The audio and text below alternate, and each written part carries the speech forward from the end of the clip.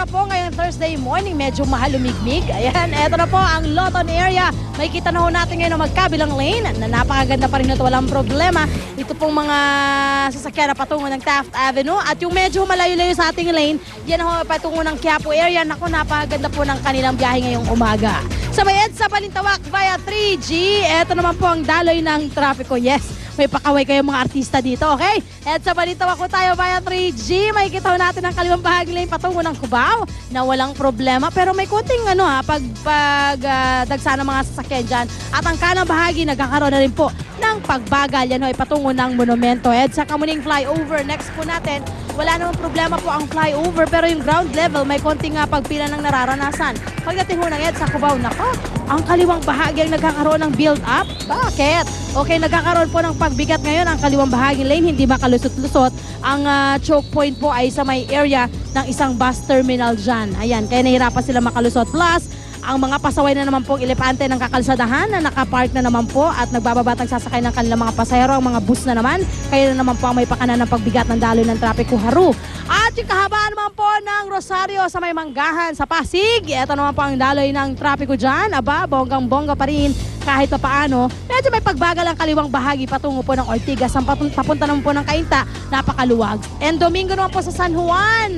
Punta tayo ng San Juan. Ito na po ang magkabilang lane ng Yan Domingo. Going to Ortigas po ang kaliwang bahagi at nang nasa kanan ay patungo ng Quiapo at Divisoria area.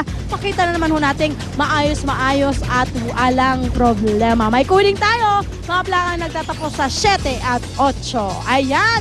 At yan po muna ang aking update sa ating mga kalsadahan sa Metro Manila. Ako pa rin po nag-isang Reyna ng Kalsada, Love and Nuver. Narito na po ang mga nagbabagang balita sa unang balita. Tumutok na.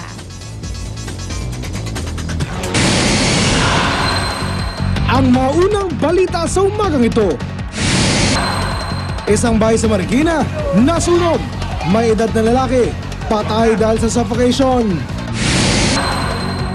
Mga apektado ng rotating brownout, nagre-reklamo na dahil sa perwisyong inabot nila. Sanggol na naligtas mula sa gumuhong gusali noong lumindol sa Haiti, na ibalik na sa kanyang mga magulang.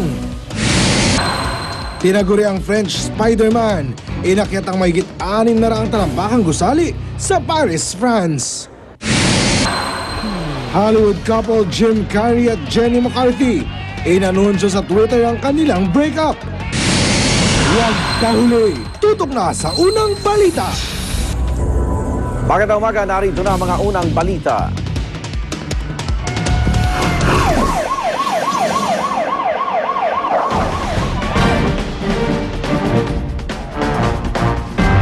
Sunog sa isang bahay sa Marikina City, iniimbestigahan na ng Marikina Fire Department. Isang may edad na lalaki po ang namatay matapos ma-suffocate.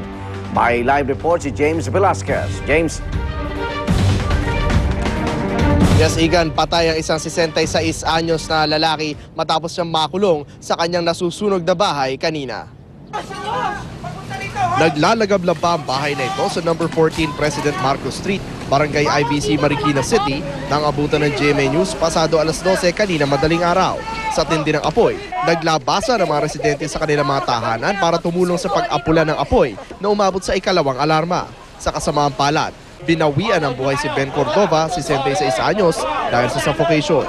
Naglalamay daw kagabi ang pamilya ni Dexter Martinez sa burol ng kanyang lola na si Nelly Sison, na bigla na lang daw niyang napansin ang maitim na usok na mula sa kwarto ng kanilang kasambahay na si Bing Sibuan. Pero naalala po natin Bing na nandun yung kandila na iwanan niya. Eh nung nakita kong na may usok na yung kusina, sinabi ko Ate Bing. Tapos bumaba siya, nakita niya makapala yung usok. Mahigit isang oras ang itinagal ang sunog, kaya naman naabo ang karamihan sa mga damit at naipong cardboard na kahon sa kwarto pinagbulan ng apoy. Sa kabutihang palad, di nadamay ang kabaon na nakaburol. Base sa investigasyon ng mga bumbero, nagmula sa naiwang kandilang nakasindi ang sunog. Kaya payo nila sa ating mga kababayan, lalo na ngayong panahon ng tag-init at laganap ang brownout, huwag hayaan nakasindi ang mga kandila kung lalabas sa silid. Pag walang kuryente, kung gagamit tayo ng kandila, siguraduhin na may tao palagi doon sa may lugar na pinaglagyan ng kandila. Kung sakaling aalis, ay siguraduhin patayin yung kandila para hindi magkaroon ng sunog. Igan, pansamantalang dinala sa Barangay IVC Hall ang kabaong na nakaburol na kaanak ng mga biktima na kasalukuyang nagluluksa ngayon sa isa pang kawalan sa kanilang pamilya. Igan? Maraming salamat, James Velasquez, nagulat live mula sa Marikina City.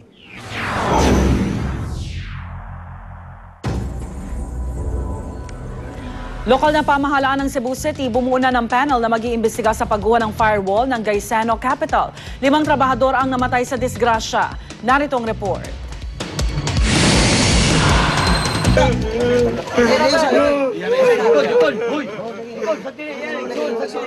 Wala nang nagawa si Dave Villan kundi ang mapahabulgol sa tabi ng labi ng kanyang dalawang kapatid.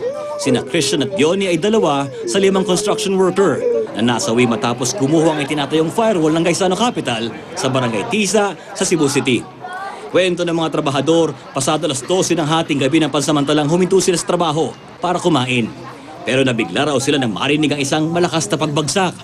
Ngunit bago naganap ang pagguho, tila may mga semento na raw na nauhulog mula sa itaas na bahagi ng establishmento. Damis umos niya bag nakakadungog ni piti-pitis babaw kailangan mi yan naman ang bongbong. Sa ospital, sunod-sunod na nagtatingan ang mga nasugatan sa aksidente. Sa kabuuan, 6 na construction worker ang nagtamo ng pinsala sa katawan. Humarap na ang kinatawan ng CYC Construction at Gaisano Capital sa City Hall. Actually, the building is not yet been turned over to us, so it's, I think, premature for us to make a statement. Ayon naman kay Attorney Ronnie Gokua ng CYC Construction, hindi pa nila maipaliwanag kung ano ang nangyari.